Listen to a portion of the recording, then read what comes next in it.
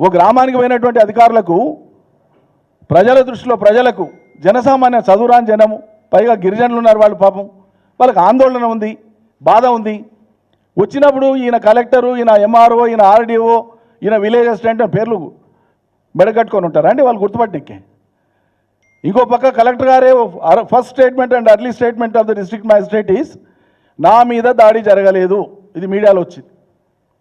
నేను ఎఫర్ట్గా చెప్తున్నా, ఒక్క నుంచి చెప్తున్నా, సాక్షాత్తు కలెక్టర్ గారు చెప్పినటువంటి మాట, first statement of the collector, నా మీద ఎటువంటి దాడి జరగలేదు, రికార్డ్ అయ్యింది అది. ఇప్పుడు ఆయన కంప్లైంట్ కూడా కాదు, డిఎస్పీ ఇచ్చిన కంప్లైంట్ మీద కేసు పెడతారు. ఈ క్షణానికి ఆయన విట్నెస్ కూడా కాదు. రేపు చేస్తారేమో ఈ ప్రెస్ కాన్ఫరెన్స్ తర్వాత, తెలియదు, పాయింట్ ఇస్తున్నాం కాబట్టి. కాబట్టి ఆ గ్రామాల రైతులందరూ అన్ని పార్టీల వాళ్ళు ఉన్నారు, ఆందోళన ఉంది వాళ్లకు. ఈ ఆందోళనను చల్లబుచ్చేటువంటి చర్యలు, సాంత్వనపరిచేటువంటి చర్యలు చేయకుండా మీ వైఫల్యం మూలంగా, మీ నిర్వాహకం మూలంగా రాష్ట్ర స్థాయిలోనే కాదు దేశ స్థాయిలో మీ పరువు పోయిందనేటువంటి ఒక భావన గురై, అవమాన భారానికి గురై ఇలా మీరు దాన్ని రైతుల మీద కక్ష కట్టి వాళ్ళని జైలుకు పంపించి మేము పగదా సాధిస్తామంటేనంటే ఇది ప్రభుత్వం వివరించే పని కాదు. ఇది ఒకవేళ నిజంగా కూడా మీ అంతర్గత విచారణలో, బహిరంగ విచారణలో ఎక్కడైనా నిజంగా ప్రజల నుంచి ఏదైనా తొందరపాటు జరిగి ఉంటే కూడా, ఒకవేళ జరిగి ఉంటే మీ లెక్క ప్రకారంగా ప్రభుత్వం పెద్ద మనసు చేసుకోవాలి. ఇది పద్ధతి కాదు, ప్రభుత్వం మీకోసం ఉంది, ఇది మీ ప్రభుత్వం, మీకు ఏం కావాలో చెప్పండి చేస్తాం అనాలి తప్ప కక్ష కట్టి ఏం బ్రిటిష్ వాళ్ళ ప్రభుత్వం అనండి నాకు అర్థం కాదు. ఎందుకంటే నైజాం రూలా, చక్రవర్తుల రూలా, గళం ఎత్తితే మేము జైలుకు పంపిస్తాం, కాల్ చేస్తాం, చంపేస్తాం. పైగా సాక్షాత్తు ముఖ్యమంత్రి గారు మాట్లాడతారు,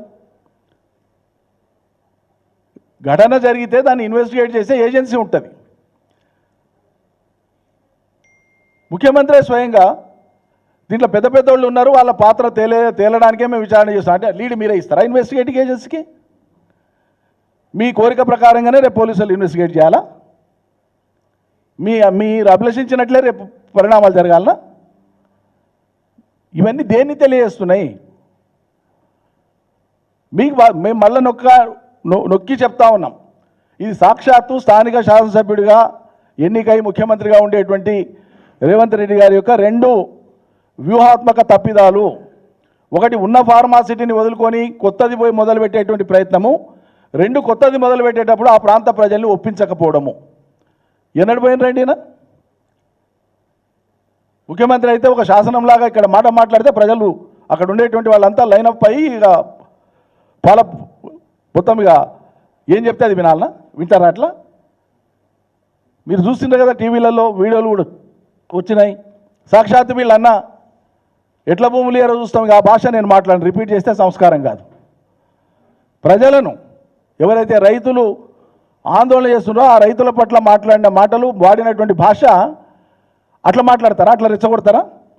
ఇవన్నీ నిజం చెప్పాలంటే ఇవన్నీ చేసినా మీరు శిక్షార్హులు, మీరు కారకులు వీటన్నిటికీ. ఈ సమస్య పెరగడానికి మీరు కారకులు. నరేంద్ర రెడ్డి గారు పోయి ఏ గ్రామంలోనన్నా మీటింగులు పెట్టి ఉపన్యాసం పెట్టి ప్రజలకు రెచ్చగొట్టండి. ఇప్పటిదాకా వచ్చిన ప్రజలకు సాంత్వనపలికాయా? మీరు మీ ప్రొటెస్ట్ను ప్రజాస్వామ్యబద్ధంగా తెలియజేయండి ప్రభుత్వానికి. ప్రజాస్వామ్యంలో ఇది నిరంతరం ఉండేదే. ప్రజలు తమకు నచ్చని విషయంలో కానీ, తమకు ఇష్టం కాని విషయంలో కానీ ప్రొటెస్ట్ చేసినప్పుడు రాజకీయ పక్షాలు కానీ, ప్రజాస్వామ్యవాదులు కానీ ప్రజల పక్షాన తమ గళం వినిపిస్తారు. డెమోక్రసీలో అందుకే ఆ సేయింగ్ ఉంది, opposition has always got a say while ruling party has always got a way to do the things. ఒకరికి నిరంతరం మాట్లాడే స్వేచ్ఛ ఉంది, అభిప్రాయం చెప్పే స్వేచ్ఛ ఉంది. అయినా సరే ప్రజాస్వామ్య ప్రభుత్వాలు కాబట్టి మెజారిటీ మీద ఉంటాయి కాబట్టి ఎవరని చెప్పినా అంతిమంగా వాళ్ళు చేయదలుచుకున్న కార్యాన్ని ప్రజాస్వామ్యబద్ధంగా చేయాలి. మాకు అధికారం ఉంది కాబట్టి మేము చేయదలుచుకున్నాం కాబట్టి మీ మీద నడుచుకుంటూ పోయి చేస్తాం, మిమ్మల్ని కాల్చుకుంటూ పోయి చేస్తాం, మిమ్మల్ని కొట్టుకుంటూ పోయి చేస్తాం, జైలుకు పంపిస్తాం, మేము చూస్తాం. ఈ దౌర్జన్యంతోనే జరగదు కదా పని. రాచరికంలోనే జరగలేదు. ఇట్లా ఒప్పించి చేయాలి. మేమందరం కూడా ప్రాజెక్టులు కట్టినప్పుడు మేమందరం కూడా ఇక్కడ ఉండేటువంటి మాజీ మంత్రివర్యులందరూ కూడా మా శాసనసభ్యుల సహకారం తీసుకొని, స్థానిక ప్రజల సహకారం తీసుకొని ఒక్క రిజర్వాయర్ కట్టేటువంటి చోటికి ఒక్కొక్కరం 60-70 సార్లు విజిట్ చేసి ప్రజలకు అవసరమైన కాడ దండాలు పెట్టిన మొంగి, అయ్యా ఇది మీ భవిష్యత్తు కోసం అర్థం చేసుకోండి అని. అంత ఓపికగా, అంత సంయమనంగా ప్రజలను ఒప్పిస్తేనే మేము ఇలా అత్యంత భారీ ప్రాజెక్టుల నిర్మాణం పూర్తి చేసినాం.